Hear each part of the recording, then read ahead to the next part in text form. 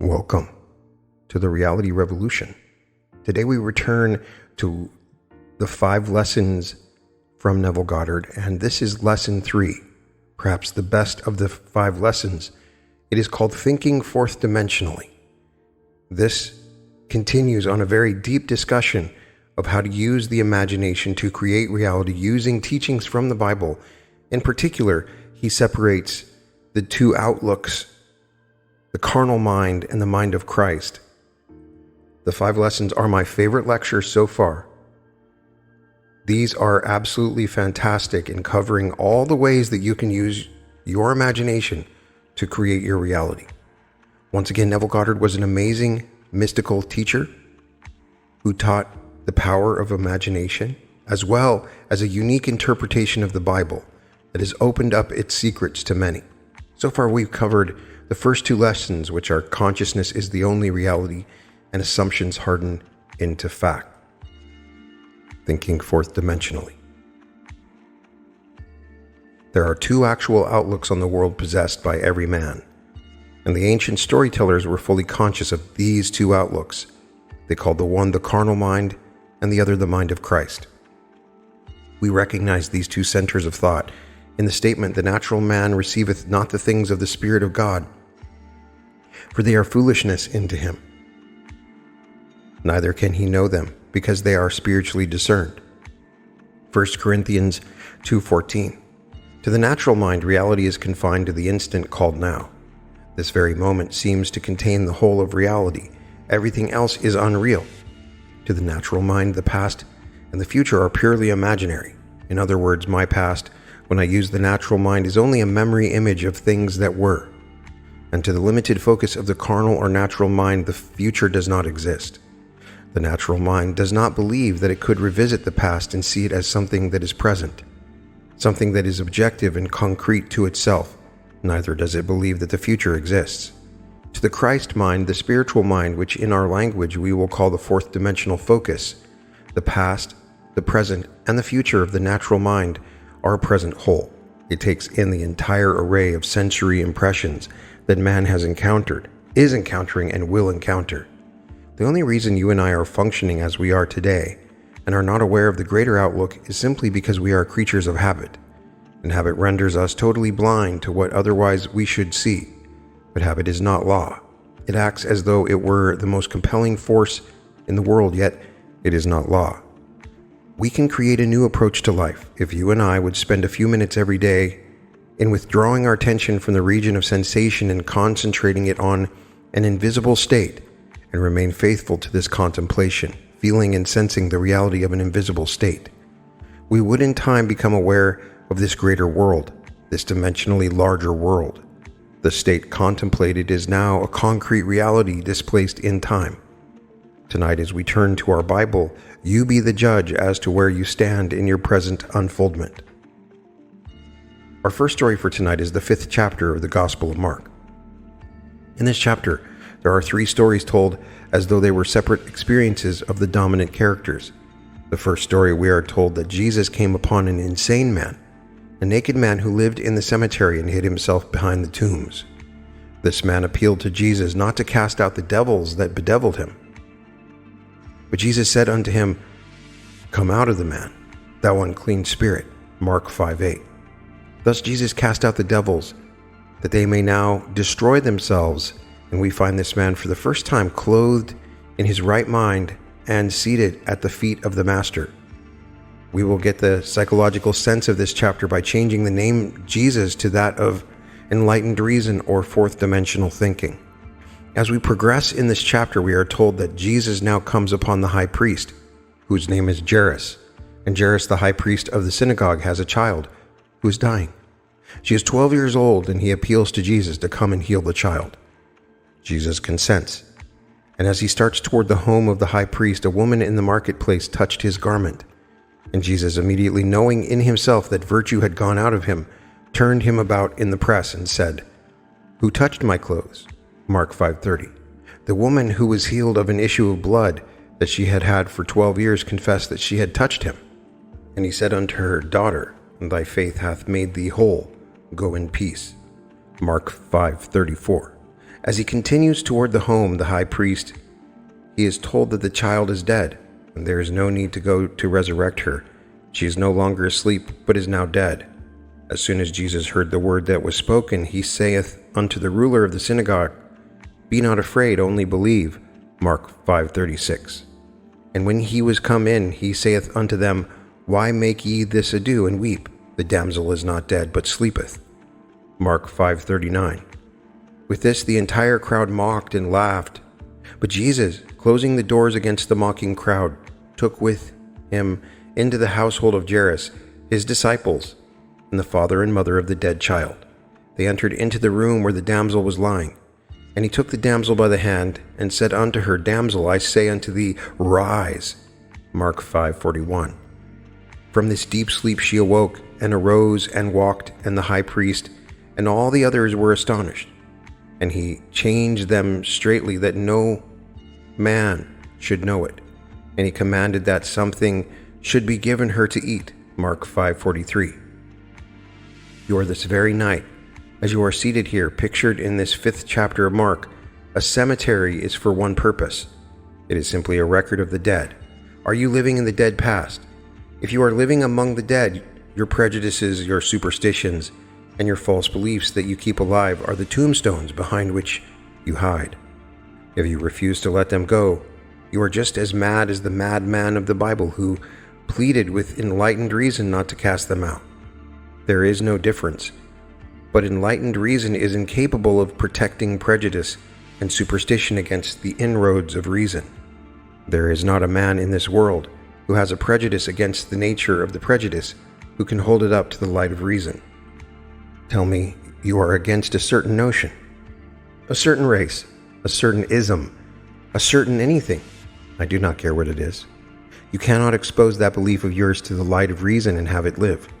In order that it may be kept alive in your world, you must hide it from reason.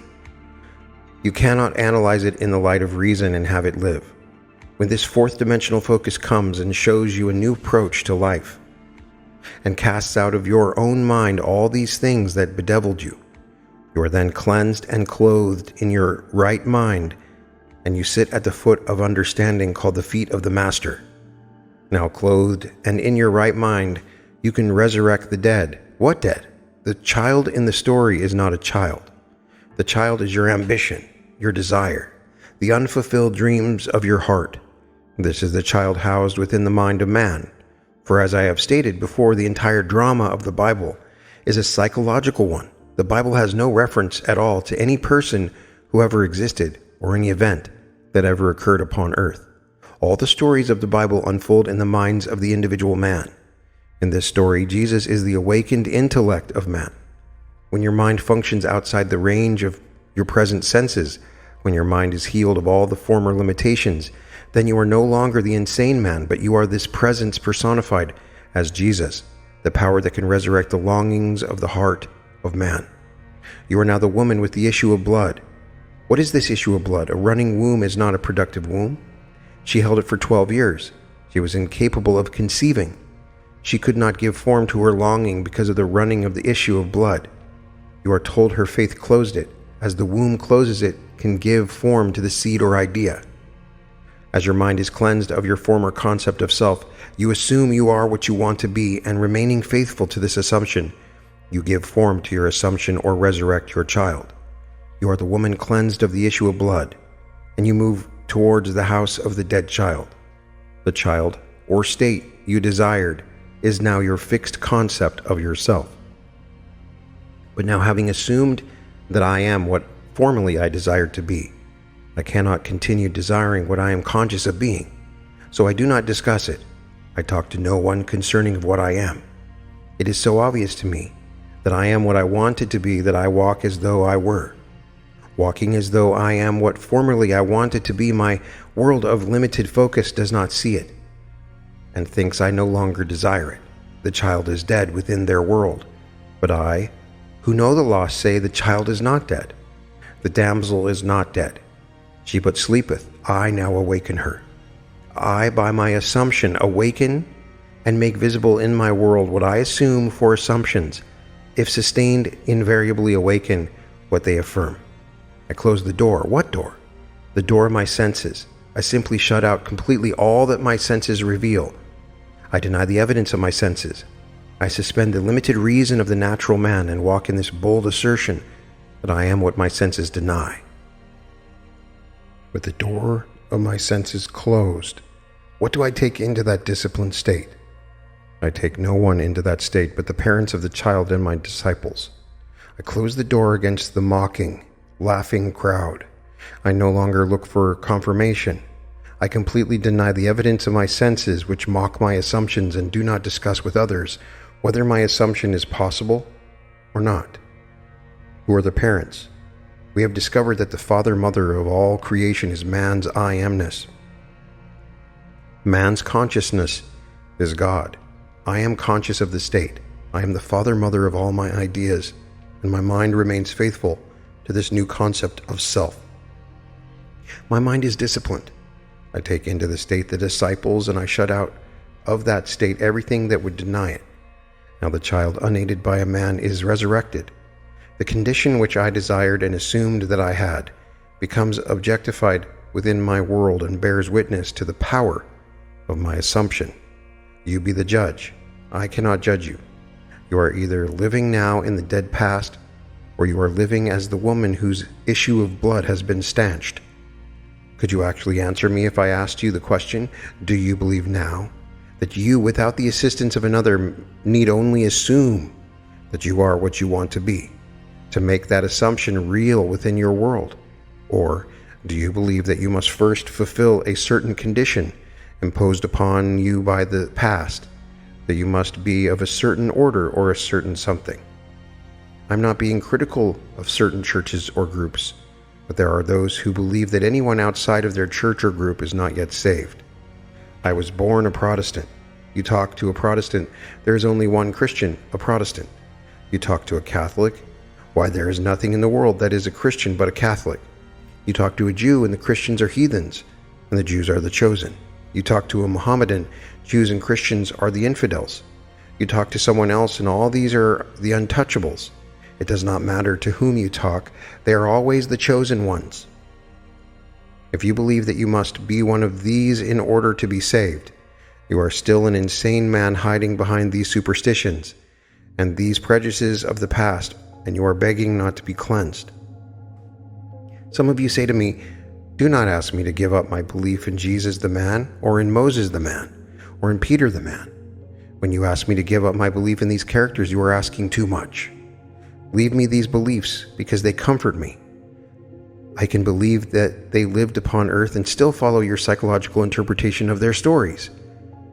I say, come out of the dead past, come out of that cemetery and walk, knowing that you and your Father are one, and your Father, whom men call God, is your own consciousness.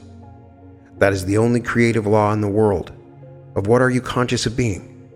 Although you cannot see your objectives with the limited focus of your three-dimensional mind, you are now that which you have assumed you are. Walk in that assumption and remain faithful to it. Time in this dimension of your being beats slowly, and you may not, even after you objectify your assumption, remember there was a time when this present reality was but an attitude of mind. Because of the slowness of the beat of time, here you often fail to see the relationship between your inner nature and the outer world that bears witness to it.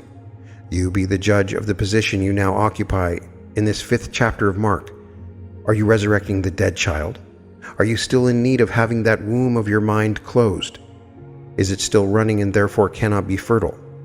Are you now the insane man, living in the dead past? Only you can be the judge and answer these questions. Now we turn to the story in the 5th chapter of the Gospel of John. This will show you how beautifully the ancient storytellers told of the two distinct outlooks on this world, one the limited three-dimensional focus, and the other the fourth-dimensional focus. The story tells us of an impotent man who is quickly healed. Jesus comes to a place called Bethesda, which by definition means the house of 5 porches. On these 5 porches are unnumbered impotent folk, lame, blind, halt, withered, and others. Tradition had it that at certain seasons of the year an angel would descend and disturb the pool which was near these 5 porches, As the angel disturbed the pool, the first one in was always healed, but only the first one, not the second. Jesus, seeing a man who was lame from his mother's womb, said to him, "Wilt thou be made whole?" John 5:6. The impotent man answered him, "Sir, I have no man, when the water is troubled, to put me into the pool. But while I am coming, another steppeth down before me." John 5:7. Jesus saith unto him, "Rise, take up thy bed, and walk." John 5:8. And immediately the man was made whole, and took up his bed, and walked. And on the same day was the Sabbath. John 5:9. You read this story and you think some strange man who possessed miraculous power suddenly said to the lame man, "Rise and walk." I cannot repeat too often that the story, even when it introduces numberless individualities, takes place within the mind of the individual man. The pool is your consciousness. The angel is an idea, called the messenger of God, consciousness being God. When you have an idea, you are entertaining an angel. The minute you are conscious of a desire, your pool has been disturbed. Desire disturbs the mind of man. To want something is to be disturbed. The very moment you have an ambition or a clearly defined objective, the pool has been disturbed by the angel, which was the desire. You are told that the first one into the disturbed pool is always healed. My closest companions in this world, my wife and my little girl, are to me, when I address them, a second. I must speak to my wife, "As you are." I must speak to anyone, no matter how close they are, "As you are." And after that, the third person, he is. There is only one person in this world with whom I can use the first person present, and that is self. I am. It can be said only by myself. It cannot be said of another. Therefore, when I am conscious of some desire that I want to be, but seemingly am not, the pool being disturbed, who can get into that pool before me? I alone possess the power of the first person. I am that which I want to be. Except I believe I am that I want to be, I remain as I formerly was and die in that limitation. In this story, you need no man to put you into the pool, as your consciousness is disturbed by desire. All you need to do is to assume you are already that which formerly you wanted to be, and you are in it, and no man can get in before you. What man can get in before you when you become conscious of being that which you want to be? No one can be before you when you alone possess the power to say, "I am." These are the two outlooks. You are now what your senses would deny. Are you bold enough to assume that you are already that which you want to be? If you dare to assume you already are that which your reason and your senses now deny, then you are in the pool, and unaided by a man, you too will rise and take your couch and walk. You are told it happened on the Sabbath. The Sabbath is the only mystical sense of stillness. When you are unconcerned, when you are not anxious, when you are not looking for results, knowing that signs follow and do not proceed. The Sabbath is the day of stillness, wherein there is no working. When you are not working to make it so, you are in the Sabbath. When you are not at all concerned about the opinion of others, when you walk as though you were, you cannot raise one finger to make it so, you are in the Sabbath. I cannot be concerned as to how it will be, and still say I am conscious of being it. If I am conscious of being free, secure, healthy, and happy, I sustain these states of consciousness without effort or labor on my part. Therefore, I am in the Sabbath, and because it was the Sabbath, he rose and walked. Our next story is from the 4th chapter of the Gospel of John, and it is one you have heard time and time again. Jesus comes to the well, and there is a woman called the woman of Samaria. And he said to her, "Give me to drink." John 4:7. Then saith the woman of Samaria unto him, "How is it that thou, being a Jew, asketh drink of me, which am a woman of Samaria? For the Jews have no dealings with the Samaritans." John 4:9.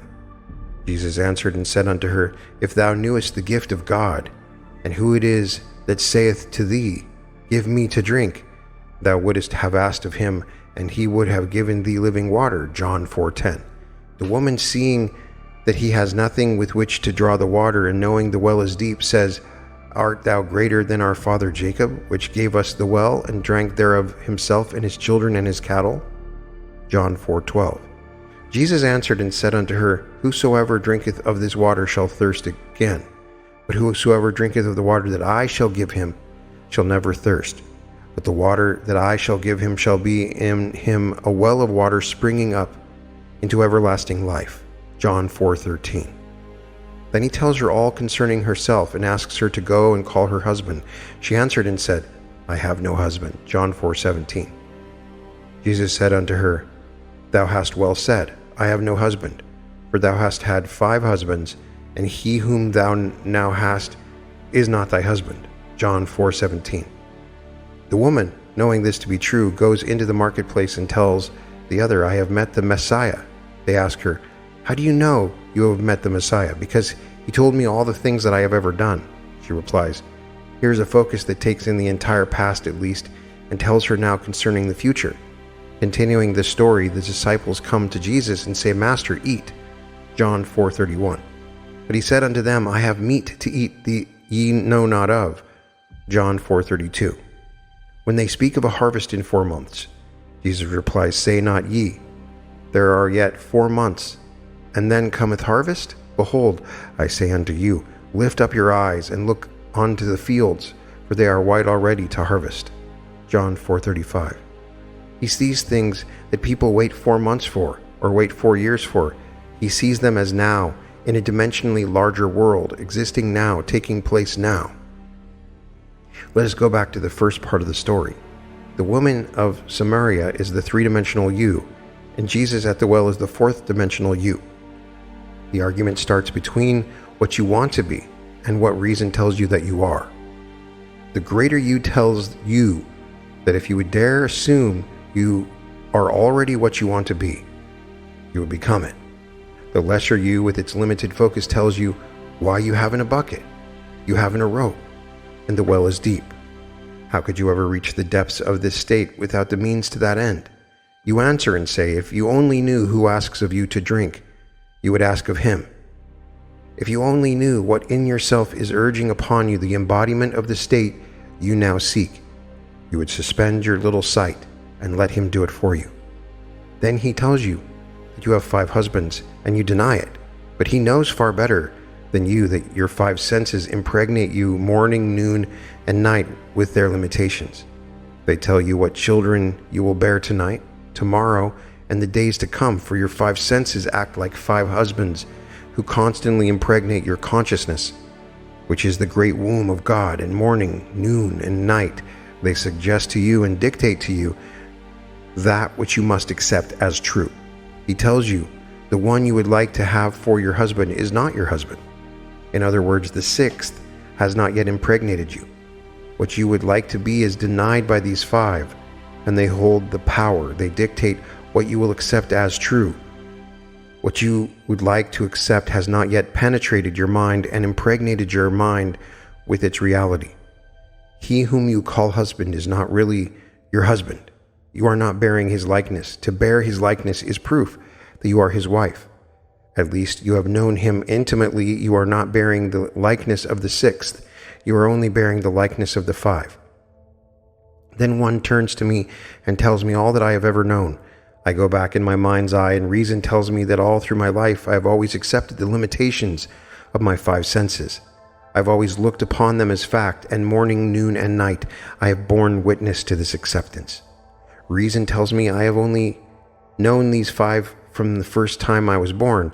Now I would like to step outside the limitations of my senses, but I have not yet found within myself the courage to assume I am what these 5 would deny that I am.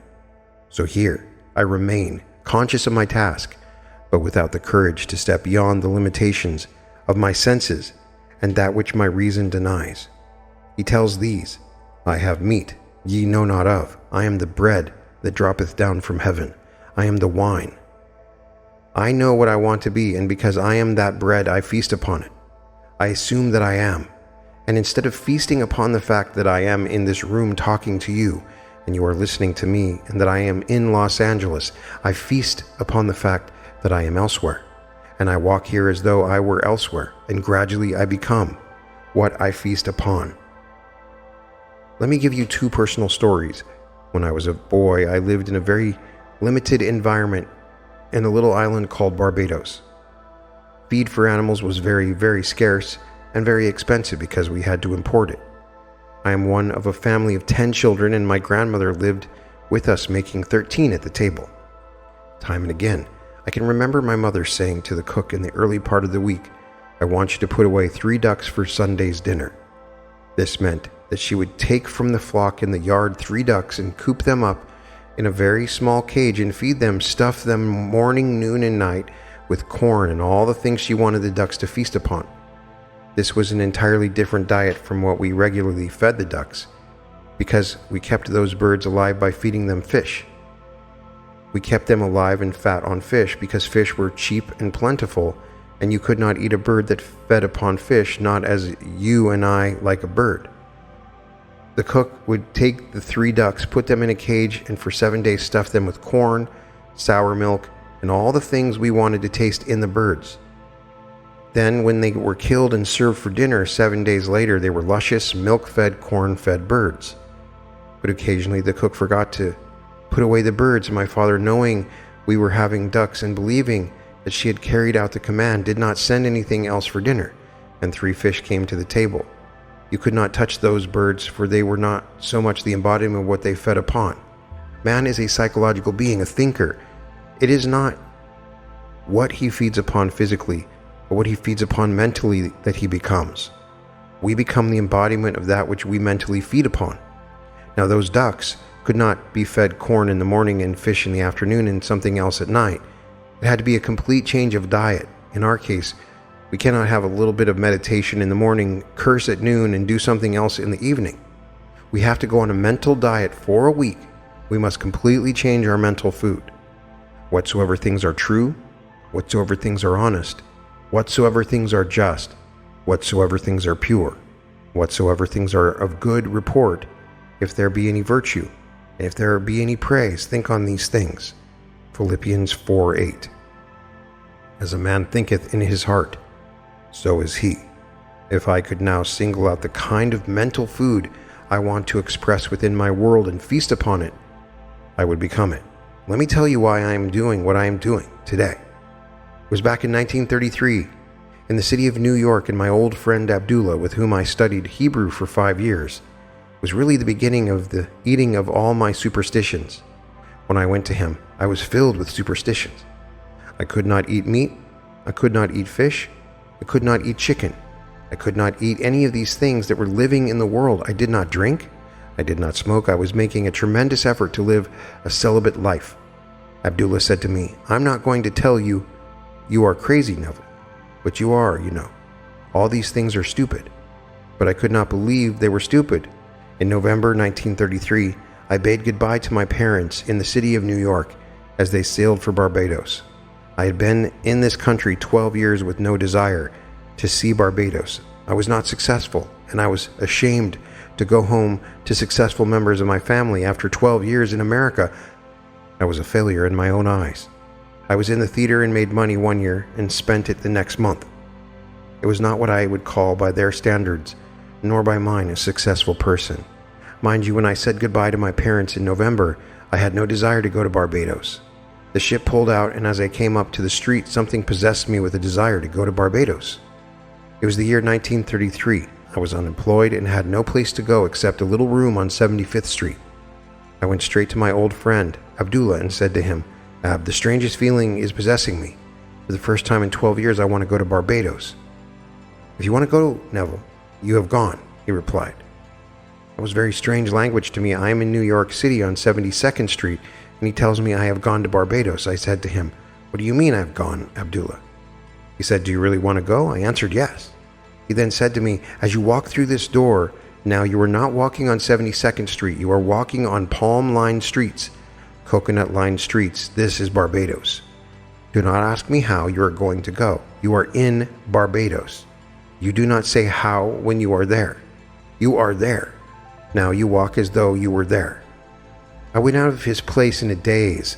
I am in Barbados. I have no money, I have no job, I'm not even well clothed, and yet I am in Barbados.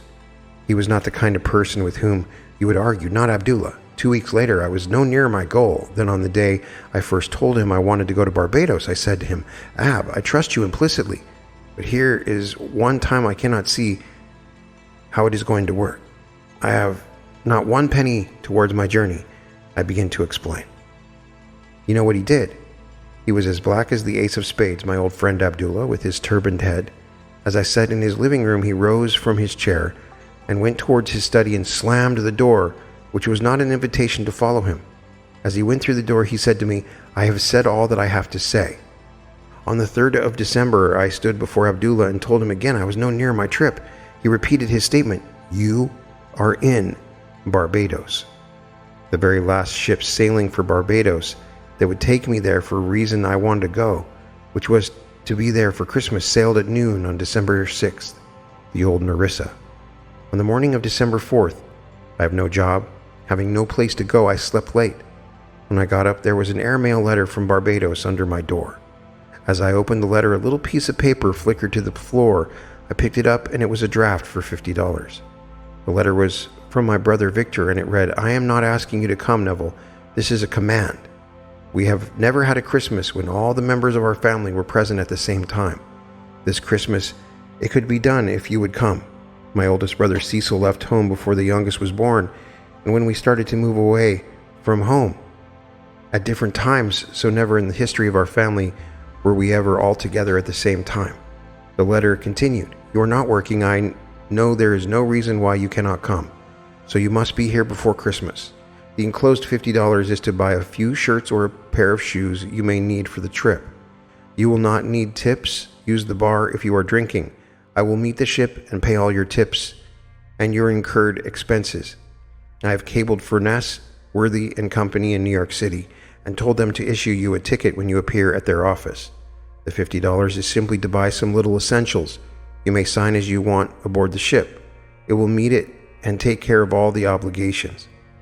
I went down to Furness, Withy and Company with my letter and let them read it. They said, "We received the cable, Mr. Goddard, but unfortunately we have not any space left on the December 6th sailing. The only thing available is third class between New York and St. Thomas. When we get to St. Thomas, we have a few passengers who are getting off. You may then ride first class from St. Thomas to Barbados, but between New York and St. Thomas you must go third class, although you may have the privileges of the first class dining room and walk the decks of the first class." I said, "I will take it." I went back to my friend Abdullah on the afternoon of December 4th and said it worked like a dream. I told him what I had done, thinking he would be happy. Do you know what he said to me? He said, "Who told you that you're going third class? Did I see you in Barbados? The man you are going third class? You are in Barbados, and you went there first class." I did not have one moment to see him again before I sailed on the noon of December 6th. When I reached the dock with my passport and my papers to get aboard the ship, the agent said to me, "We have good news for you, Mr. Goddard. There has been a cancellation and you are going first class." Abdullah taught me the importance of remaining faithful to an idea and not compromising. I wavered, but he remained faithful to the assumption that I was in Barbados and had traveled first class. Now back to the significance of our two Bible stories. The well is deep, and you have no bucket. You have no rope. It is 4 months to the harvest, and Jesus says, "I have meat to eat ye know not of. I am the bread of heaven." Feast on the idea. Become identified with the idea as though you are already that embodied state. Walk in the assumption that you are what you want to be. If you feast on that and remain faithful to that mental diet, you will crystallize it. You will become it in this world. When I came back to New York in 1934 after 3 heavenly months in Barbados, I drank, I smoked, and I did everything I had not done in years. I remembered what Abdullah had said to me. After you have proven this law, you will become normal, Neville. You will come out of that graveyard. You will come out of that dead past where you think you are being holy. For all you are really doing, you know you are being so good, Neville, you are good for nothing. I came back walking this earth a completely transformed person. From that day, which was in February 1934, I began to live more and more. I cannot honestly tell you I have always succeeded. My many mistakes in this world, my many failures would convict me if I told you that I have so completely mastered the movements of my attention that I can at all times remain faithful to the idea I want to embody. But I can say, with the ancient teacher, although I seem to have failed in the past, I move on and strive day after day to become that which I want to embody in this world. Suspend judgment. Refuse to accept what reason and senses now dictate. And if you remain faithful to the new diet, you will become the embodiment of the ideal to which you remain faithful. If there is one place in the world that is unlike my little island of Barbados, it is New York City. In Barbados, the tallest building is 3 stories, and the streets are lined with palm trees and coconut trees and all sorts of tropical things. In New York City, you must go to the park to find a tree. Yet I had to walk the streets of New York as though I walked the streets of Barbados. To one's imagination, all things are possible. I walked feeling that I was actually walking the streets of Barbados, and in that assumption I could almost smell the odor of the coconut-lined lanes. I began to create within my mind's eye the atmosphere I would physically encounter were I in Barbados. As I remained faithful to this assumption, somebody canceled passage and I received it. My brother in Barbados, who never thought of my coming home, has the commanding urge to write me a strange letter. He had never dictated to me, but this time he dictated, and thought that he had originated the idea of my visit. I went home and had 3 heavenly months, returned first class, and brought back quite a sum of cash in my pocket. A gift, my trip, had I paid for it, would have been $3,000, yet I did it without a nickel in my pocket. I have ways ye know not of, my ways are past finding out. The dimensionally greater self took my assumption as the command and influenced the behavior of my brother to write that letter, influenced the behavior of someone to cancel that first-class passage, and did all the things necessary that would tend toward the production of the idea with which I was identified. I was identified with the feeling of being there. I slept as though I was there, and the entire behavior of man was molded in harmony with my assumption. I did not go down to Furnace, Withy and Company and beg them for a passage, asking them to cancel someone who was booked first class. I did not need to write my brother and beg him to send me money or buy me a passage. He thought he originated the act. Actually, to this day, he believes that to be initiated the desire to bring me home. My old friend Abdullah simply said to me, "You are in Barbados, Neville. You want to be there. Wherever you want to be, there you are. Live as though you are, and that you shall be." These are the 2 outlooks on the world possessed by every man. I do not care who you are. Every child born of woman, regardless of race, nation, or creed, possesses 2 distinct outlooks on the world. You are either the natural man who receiveth not the things of the Spirit of God, because to you, in the natural focus, they are foolishness unto you. Or you are the spiritual man who perceiveth things outside of the limitations of your senses, because all things are now realities in a dimensionally larger world. There is no need to wait 4 months to harvest. You are either the woman of Samaria or Jesus at the well. You are the man waiting on the 5 porches for the disturbances and someone to push him in, or you are the one who can command yourself to rise and walk in spite of others who wait.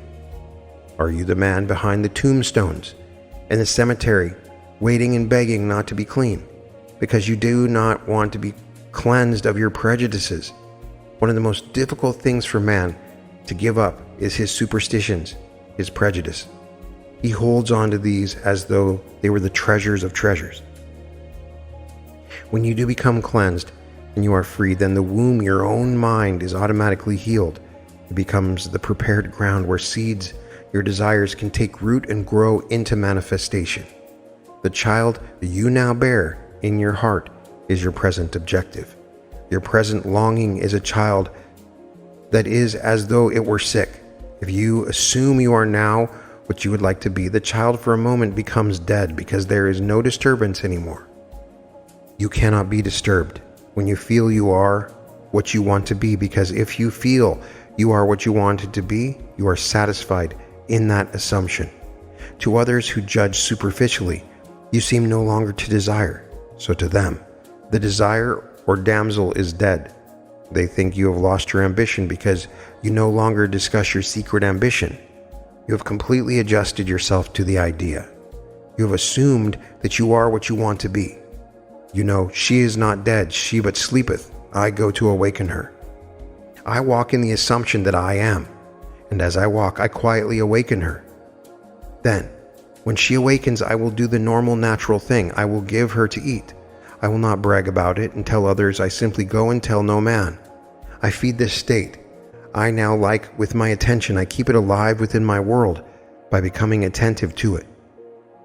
Things that I am not attentive to fade and wither within my world, regardless of what they are. They are not just born and then remain unfed. I gave them birth by reason of the fact that I became conscious of being them. When I embody them within my world, that is not the end. That is the beginning. Now I am a mother who must keep alive this state by being attentive to it. The day that I am not attentive, I have withdrawn my milk from it and it fades from my world as I become attentive to something else in my world. You can either be attentive to the limitations and feed these and make them mountains, or you can be attentive to your desires. But to become attentive, you must assume you are already that which you wanted to be. Although today we speak of a third-dimensional and fourth-dimensional focus, do not think for one moment these ancient teachers were not fully conscious of these two distinct centers of thought within the minds of all men. They personified these two, and they tried to show man that the only thing which robs him of the man he could be is habit. Although it is not law, every psychologist will tell you that habit is the most inhibiting force in the world. It completely restricts man and binds him and makes him totally blind to what otherwise he should be. Begin now to mentally see and feel yourself as that which you want to be, and feast upon the sensation morning, noon, and night. I have scoured the Bible for a time interval that is longer than 3 days, and I have not found it. Jesus answered and said unto them, Destroy this temple, and in 3 days I will raise it up. John 2:19. Prepare your victuals, for within 3 days ye shall pass over this Jordan, to go in to possess the land which the Lord your God giveth you to possess it. Joshua 1:11. If I could completely saturate my mind with one sensation and walk as though it were already a fact, I am promised, and I cannot find any denial of it in this great book, that I do not need more than 3 days' diet, if I remain faithful to it. But I must be honest about it. If I change my diet in the course of the day, I extend the time interval. You ask me, but how do I know about the interval? You ask yourself, determine the interval. We have today in our modern world a little word which confuses most of us. I know it confused me until I dug deeper. The word is action. Action is supposed to be the most fundamental thing in the world. It is not an atom. It is more fundamental. It is not a part of an atom like an electron. It is more fundamental than that. They call it the fourth dimensional unit. The most fundamental thing in the world is action. You ask, what is action? Our physicists tell us that it is energy multiplied by time. We become more confused and say energy multiplied by time. What does that mean? They answer, there is no response to a stimulus, no matter how intense the stimulus, unless it endures for a certain length of time. There must be a minimum endurance to the stimulus or there is no response. On the other hand, there is no response to time unless there is a minimum degree of intensity. Today, the most fundamental thing in the world is called action, or simply energy multiplied by time. The Bible gives it as 3 days. The duration is 3 days for response in this world. If I would now assume I am what I want to be, and if I am faithful to it and walk as though I were, the very longest stretch given for its realization is 3 days. If there is something tonight that you really want in this world, then experience in imagination what you would experience in the flesh were you to realize your goal, and deafen your ears and blind your eyes to all that denies the reality of your assumption. If you do this, you would be able to tell me before I leave this city of Los Angeles that you have realized what was only a wish when you came here. It will be my joy to rejoice with you in the knowledge that the child which was seemingly dead is now alive. The damsel really was not dead. She was only asleep. You fed her in this silence because you have meat no one else knows of. You gave her food, and she became a resurrected living reality within your world. Then you can share your joy with me, and I can rejoice in your joy. The purpose of these lessons is to remind you of the law of your own being, the law of consciousness. You are that law. You were only unconscious of its operation. You fed and kept alive the things you did not wish to express within this world. Take my challenge and put this philosophy to the test. If it does not work, you should not use it as a comforter. If it is not true, you must completely discard it. I know it is true. You will not know it until you try, either to prove or disprove it. Too many of us have joined isms and we are afraid to put them to the test because we feel we might fail. And then, where are we? Not really wanting to know the truth concerning it, we hesitate to be bold enough to put it to the test. You say, I know it would work in some other way. I do not want to really test it. While I have not yet disproved it, I can still be comforted by it.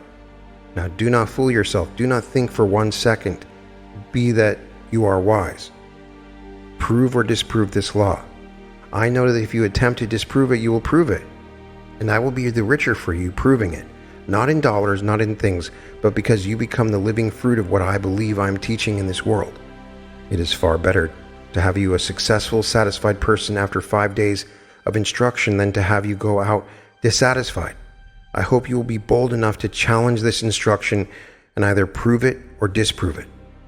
Now, before you go into the silence period, I shall explain briefly the technique again. We have 2 techniques in applying this law. Everyone here must now know exactly what he wants. You must know that if you do not get it tonight, you will still be as desirous tomorrow concerning this objective. When you know exactly what you want, construct in your mind's eye a single, simple event which implies fulfillment of your desire. An event wherein self predominates. Instead of sitting back and looking at yourself as though you were on the screen, you be the actor in the drama. Restrict the event to one single action. If you're going to shake a hand because that implies fulfillment of your desires, then you do that and that only. Do not shake hands and then wander off in your imagination to a dinner party or to some other place. Restrict your action to simply shaking hands and do it over and over again until that handshake takes on the solidity and the distinctness of reality. If you feel you cannot remain faithful to an action, I want you to define your objective and then condense the idea. Which is your desire into a single phrase, a phrase which implies fulfillment of your desire. Some phrase such as, isn't it wonderful? Or if I felt thankful because I thought someone was instrumental in bringing my desire to pass, I could say thank you and repeat it with feeling over and over again, like a lullaby until my mind was dominated by the single sensation of thankfulness. We will now quietly in these chairs, with the idea which implies fulfillment of our desire, condensed to a single phrase or to a single act, we will relax, immobilized, our physical bodies. Then let us experience in imagination the sensation which our condensed phrase or action affirms. If you imagine yourself shaking another person's hand, do not use your physical hand, let it remain immobilized. But imagine that housed within your hand is a more subtle, more real hand, which can be extracted in your imagination. Put your imaginary hand into the imaginary hand of your friend who stands before you and feel the handshake. Keep your physical body immobilized, even though you become mentally active in what you are now about to do. At the end of these lectures, Neville would give 2 minutes of silence, which we will now do as advised. Now, we will go into the silence.